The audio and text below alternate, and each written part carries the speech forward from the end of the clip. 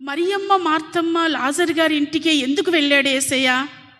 కారణం ఏంటంటే, తనకు పరిచర్య చేసే ఒక తల్లి, యేసయ్య వస్తూనే పరిగెత్తుకుంటూ వచ్చి ఆయన పాదాల దగ్గర కూర్చునే ఒక తల్లి ఆ ఇంట్లో ఉంది. Praise the lord.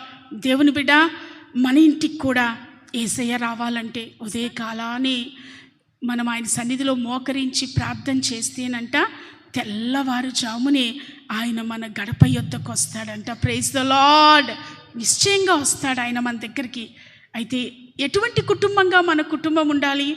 ఆయనకు పరిచర్య చేసే మనస్సు కలిగిన కుటుంబంగా, ఆయన సన్నిధిలో ఆయన వాక్యాన్ని ధ్యానించే బిడ్డలుగా మనం ఉంటే, ఆయన సన్నిధిలో మోకరించి ప్రార్థించే బిడ్డలంగా ఉంటే నిశ్చయంగా ఆయన మన ఇంట్లో ఉంటారు. Praise the Lord. ఒక సమాచారం వచ్చింది, వారి తమ్ముడు లాజరు చనిపోయాడని.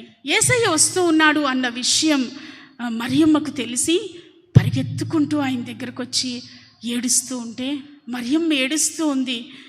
తను ఇంటికి వచ్చిన వెంటనే మోకరించి తన పాద సన్నిధి దగ్గర కూర్చుని యేసయ్య మాటలు వినడానికి ఇష్టపడిన మరియమ్మ ఏడుస్తూ ఉంటే దేవుడు భరించలేకపోయాడు.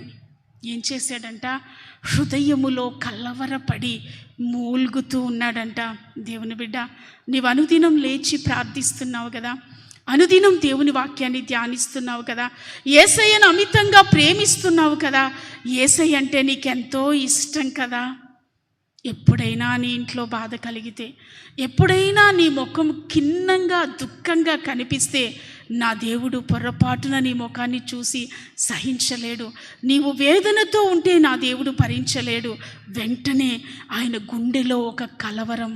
తర్వాత ఏం చేశాడంట? కన్నీళ్లు విడిచాడంట. మరియమ్మ ఏడ్చిందా? దేవాది దేవుడు కూడా ఏడ్చాడు. దేవుని బిడ్డ, నీవు నవ్వితే నా దేవుడు నవ్వుతాడు. నీవు సంతోషంగా ఉంటే నా దేవుడు నిన్ను చూసి సంతోషపడతాడు. నీవు ఏడుస్తూ ఉంటే నా దేవుడు కూడా నిన్ను చూసి ఏడుస్తాడు. ఇంత గొప్ప దేవుణ్ణి మనము కలిగి ఉన్నాం. ఇంత మంచి దేవుడు మనకుండగా ఇక ముందు మనం అధైర్యపడకూడదు. ధైర్యంగా ఈ లోకంలో బ్రతుకుదాం. ఏ సమస్య వచ్చినా, ఏ ఇబ్బంది వచ్చినా ధైర్యంగా ఎదుర్కొంటూ ముందుకు వెళ్దాం. Praise the Lord. Praise the lord.